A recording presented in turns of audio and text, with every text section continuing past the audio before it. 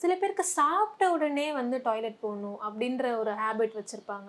இது எந்த அளவுக்கு வந்து நல்லது?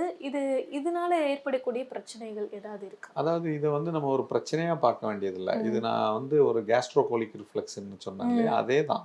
கேஸ்ட்ரோகோலிக் ரிஃப்ளெக்ஸ் வந்து எப்ப சாப்பிட்டாலும் நடக்கும். எது ஓகே. சாப்பிட்டாலும் நடக்கும். ஓகே. வயித்துல அது வந்து ஒரு நார்மல் பிசியாலஜி. ம். உடல் செயலியங்கியல்ல அது வந்து நார்மலா உள்ளது தான். ம். ஸோ நம்ம வயித்துக்கு ஏதாவது உணவு குடுத்தோனே ஸ்டொமக் ஸ்ட்ரெச் ஆகும். ஸ்டொமக் ஸ்ட்ரெச் ஆன உடனே மலக்குடல் வந்து சுருங்கி விரிய ஆரம்பிச்சுரும். அப்ப வந்து ம். அது பெரிஸ்டால்சிஸ்ன்னு சொல்றோம் அத நம்ம. ஓகே. ஸோ அது புஷ் பண்ணி தள்றதுக்கு வரும். அதுதான் வந்து இந்த கண்டிஷனிங் பண்றதுன்றது. சின்ன ம். பிள்ளையிலேருந்தே நம்மள கண்டிஷன் பண்றப்ப, நம்மளால அத வந்து கண்ட்ரோல் பண்ணி அந்த மாரியான ஒரு ரிஃப்ளெக்ஸ் வராமயே பார்த்துக்கவும் முடியும் நம்மளால ஓகே. கண்ட்ரோல் பண்ணிக்க முடியும். ம். ஸோ அது வந்து நமக்கு அது ஒரு வியாதியா நினைக்க வேண்டியதில்ல. ம். நெறைய பேர் அத வந்து ஒரு வியாதி மாரி நெனச்சுட்டு, அத வந்து மனசளவுல உள்ள கொண்டு போயிட்டு, அதனால ரொம்ப ஸ்ட்ரெஸ்ஸுக்கு உள்ளாயிர்றாங்க. ஸோ அது ம். பண்ண வேண்டிய அவசியம் இல்ல.